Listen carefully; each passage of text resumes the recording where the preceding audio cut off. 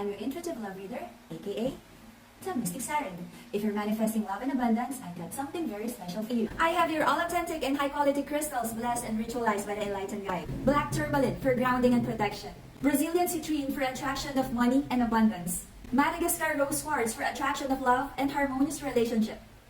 And of course, our Lucky Red String Bracelet with Jade Charm to attract love and money.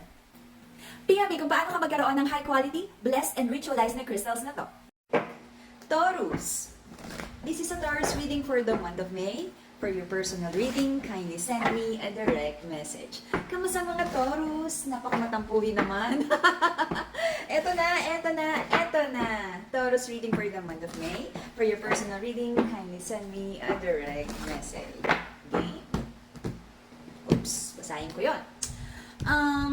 The feminine here feels like nagkakaroon ng maraming doubts kung nakikita pa niya yung sarili niya sa situation na to, sa relationship na to.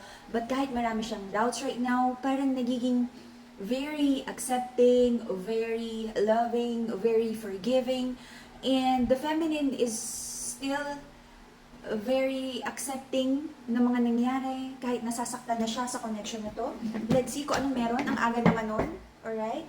And then lumabas si Empress, and that is the Taurus energy, the Venus energy. Alright? May nangyaring hindi tama, unfair, may hinahanap na truth sa situation na to, but gusto pa rin ipaglaban, but I feel nagkakaroon na ng mga trust issues at doubts sa connection na to, kung saan pa ba papunta yung mga pinag-usapan ng mga long-term goals. Okay? Right now, nag-hold back ng offer of love yung feminine, pero sabi ng masculine, ayaw niya ng conflict, ayaw niya ng drama.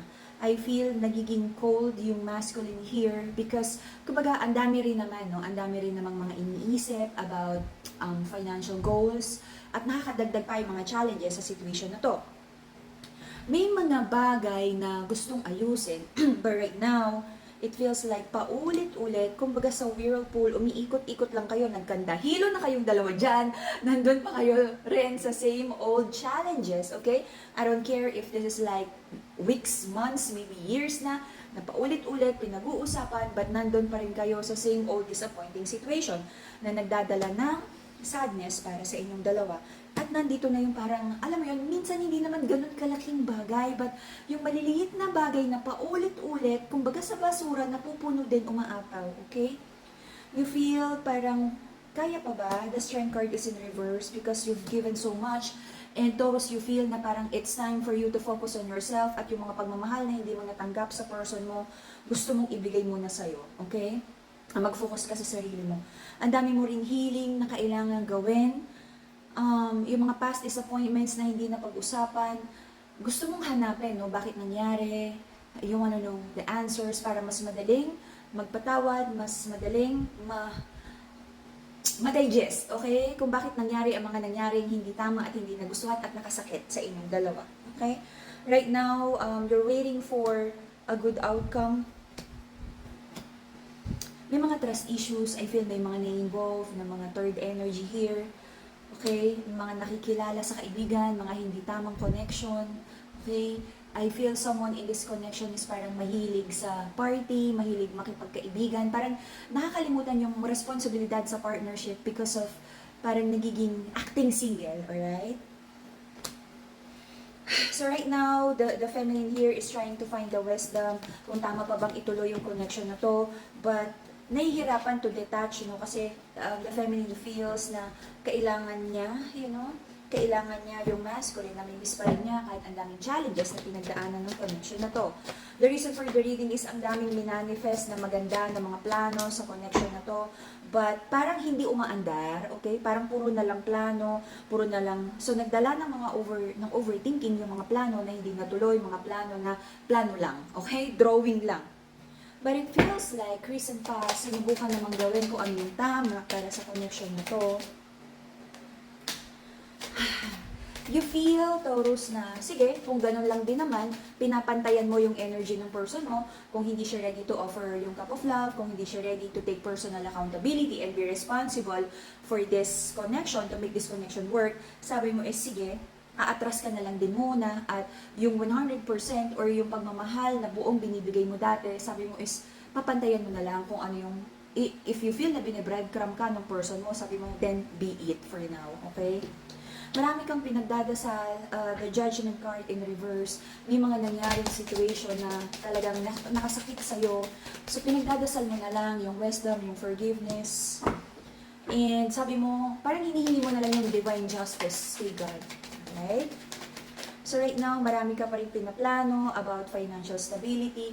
Kasi, if you're the feminine here, kasi parang yung masculine here is hindi ganun ka-reliable. Marami siyang nagiging pangako na hindi niya natutupad. Marami siyang sinasabi na, minsan, alam mo yun, hindi naman talagang mean na magsinungaling. Minsan, sobrang masaya or talagang kung ano man yung reason, kung ano man yung mga nabibitiwang promises, yung mga gandang salita at plano, parang hindi natutuloy. Okay, nauudlot. So, your person feels naman na very strong yung connection niya with you. Kaya lang, ang daming mga misunderstandings right now. But, nandyan man yung person mo to stay. Kaya lang, hindi naman enough yung nag-stay lang, tas walang ginagawang action. Parang sobrang overthinking. Puro overthinking yung nandito.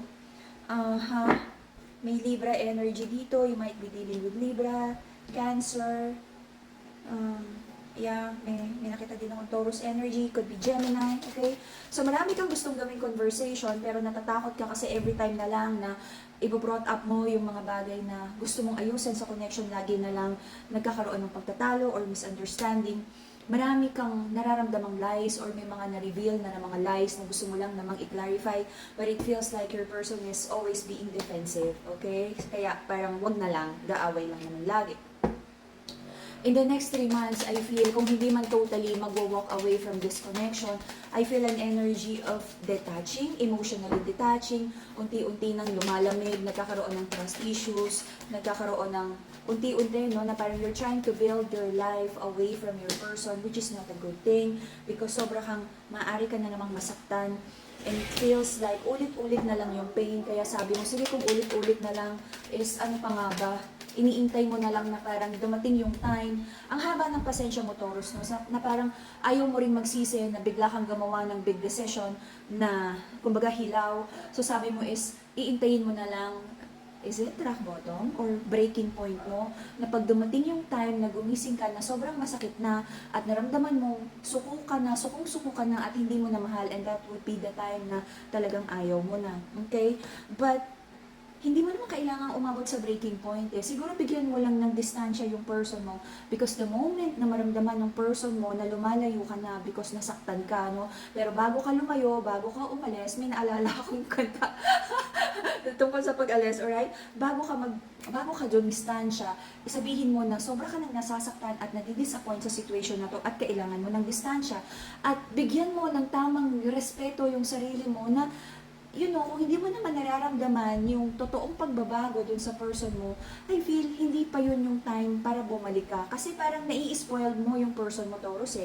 Na alam niya na kahit hindi siya magbago, na kahit hindi niya panindigan yung mga promises niya, kapag nilambing-lambing ka niya, bumabalik ka naman sa kanya, you know.